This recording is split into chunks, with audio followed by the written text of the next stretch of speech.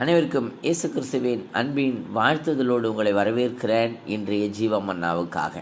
ஆமாம், இன்றைக்கு ஜீவமன்னா சொல்லப்படுகிறது, நிச்சயமாகவே முடிவு உண்டு, உன் நம்பிக்கை வீண் போகாது. நீதிமொழிகள் 23:18. எனக்கருமையான தேவஜனமே, நம்பிக்கை இழந்த சூழ்நிலையில் இருக்கிறீர்களா? என்ன செய்வோம் என்று தெரியவில்லையா? எப்படி நம்ம எதிர்காலம் இருக்குன்னு சொல்லி வேதனையோடு இருக்கிறீங்களா? உங்களை பார்த்து ஆண்டவர் சொல்லுகிறார், நிச்சயமாகவே முடிவு உண்டு, உன் நம்பிக்கை வீண் போகாது. எனக்கு அருமையான தேவஜனமே, ஆமீன், சோத்திரம். பாரத்தை எல்லாம் தேவன் மீது வைத்து விடுங்கள், அவர் உங்களை ஆதரிக்க வல்லமை உள்ளவளாயிருக்கிறார். நீதிமானை ஒருபோதும் அவர் தள்ளாட விடுகிறவர் அல்ல. எனக்கு அருமையான தேவஜனமே, எப்படி இருக்கிறீர்கள்? ஆமீன், சோத்திரம். தேவனிடத்தில் அர்ப்பணிப்பீர்களா? ஆமீன், சோத்திரம். ஹல்லேலூயா. எப்படி? ஆமீன், சோத்திரம். பாருங்கள், சொல்லுகிறது, வேதனையோடு இருக்கும் பொழுது, கவலையோடு இருக்கும்போது, சிந்தனைகளோடு இருக்கும்போது, ஆமீன், நம்பிக்கைக்கு ஏதாவது முடிவு வருமா என்று எதிர்பார்ப்போடு இருக்கிற நீங்கள் ஒரு விஷயத்தை செய்யுங்க.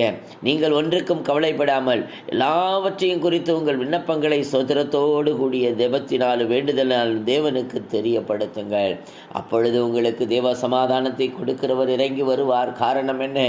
அவர் ஆமீன் உங்களை விசாரிக்கிறவரானபடியினால கவலைகளை எல்லாம் அவர் மீது வைத்து விடுங்கள் என்று வேதம் சொல்லுகிறது. எனக்கருமையான தேவஜனமே, ஆமீன், தேவனிடத்தில் அர்ப்பணியுங்கள். ஆமீன், சோத்திரம். ஹல்லேலூயா. இதற்கு எதிராய் நிற்பது என்ன என்று பார்க்கும் பொழுது, நம்பிக்கை இழந்து போகிற சூழ்நிலையை பார்க்கும் பொழுது காரணம் என்ன தெரியுமா? நம்மிடத்தில் இருக்கிற பயம், அவ்விசுவாசம், பெருமை, ஹல்லேலூயா, கோபம். இதுதாங்க இன்னைக்கு நம்மளை ஆமீன் சோத்திரம் சீர்கெடுத்து கொண்டு இருக்கிறது. தேவனிடத்தில் அர்ப்பணிப்பீர்களா? தேவனாகிய கர்த்தர் உங்களை ஆசீர்வதிக்க வல்லமை இருக்கிறார். அவர் மேல் நம்பிக்கை வையுங்கள், அது வீண் போகாது. மனிதனை நம்பாதே. ஹல்லேலூயா. மனிதனை நம்பாதீங்க, பதவியை நம்பாதீங்க, பட்டத்தை நம்பாதீங்க, ஆஸ்தியை நம்பாதீங்க, அந்தஸ்தை நம்பாதீங்க.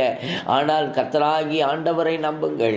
ஏனென்றால் அவர் உன்னையும் என்னையும் உருவாக்கினவர், உனக்காகவும் எனக்காகவும் அடிக்கப்பட்டவர், உனக்காகவும் எனக்காகவும் மரித்து ரத்தம் சிந்தி மரித்தவர், 3ஆம் நாளிலே உயிரோடு எழுந்தவர், உயிரோடு இருக்கிறார். எனக்கு அருமையான தேவஜனமே, அவரை சார்ந்து கொள்ளுங்கள். ஆமீன், சோத்திரம். இருதயம் ஞானமுள்ளதா இருக்க பிரயாசப்படுங்கள். செம்மையான வார்த்தைகளை பேசுங்கள். கர்த்தர் உங்களை ஆமீன் சோத்திரம் நெகிழவிட மாட்டார். தேவனாகிய கர்த்தர் கைவிடுகிற தேவன் அல்ல. நிச்சயமாகவே முடிவு உண்டு, உன் நம்பிக்கை வீண் போகாது. என கருமையான தேவஜனமே, ஆண்டவரிடத்தில் அர்ப்பணிப்பீர்களா? ஆமீன், சோத்திரம். கவலைகளை பக்கத்தில் சொல்லாதீங்க, அங்க பக்கம் சொல்லாதீங்க. நீங்கள் சொல்ல வேண்டிய ஒரே ஒரு இடம், அந்த தேவனுடைய சமூகத்தில் போய் ஆமீன் அவரிடத்தில் ஒப்பு கொடுத்து நீங்கள் ஆமீன் அர்ப்பணிப்பீர்களானால், ஏனென்றால் அவர் எல்லாவற்றையும் கடந்து வந்த ஒரு கடவுள் இருக்கிறார். ஆமீன், சோத்திரம். நிந்தைகள், அவமானங்கள், ஆமீன், சோத்திரம், எப்படிப்பட்ட சூழ்நிலைகளை எல்லாம் கடந்தவர் அவர். ஹல்லேலூயா. எனக்கு அருமையான தேவஜனமே, தேவனிடத்தில் அர்ப்பணியுங்கள். கர்த்தராகி ஆண்டவர் உங்களை ஆசீர்வதிக்க போகிறார். ஆமீன். அப்படி ஒப்பு கொடுப்போமா? ஒப்பு கொடுக்கலாமா? முழு இருதயத்தோடு அர்ப்பணிப்பீர்களா? பரிசுத்தமுள்ள நல்ல பிதாவே, பாவை துதிக்கிறோம், ஸ்தோத்திரிக்கிறோம். அருமையான இந்த நாளில் ஒப்பு கொடுக்கப்பட்ட ஒவ்வொரு பிள்ளைகளை தேவனாகிய கர்த்தர் அனுகிரகித்து ஆசீர்வதிங்கப்பா. என் பிள்ளைகள் ஆசீர்வாதமாய் இருக்கட்டும். பிள்ளைகளுடைய நம்பிக்கை நிச்சயமாகவே அதற்கு ஒரு முடிவை கட்டளையிடுவீராக சுவாமி. நீர் அப்படி செய்து விட்டதற்காயமாக்க நன்றி. இயேசு கிறிஸ்துவின் வல்லமையுள்ள நாமத்தில் செபிக்கிறோம், ஜீவனுள்ள நல்ல பிதாவே. ஆமென். ஹல்லேலூயா. God bless you all. Praise the Lord.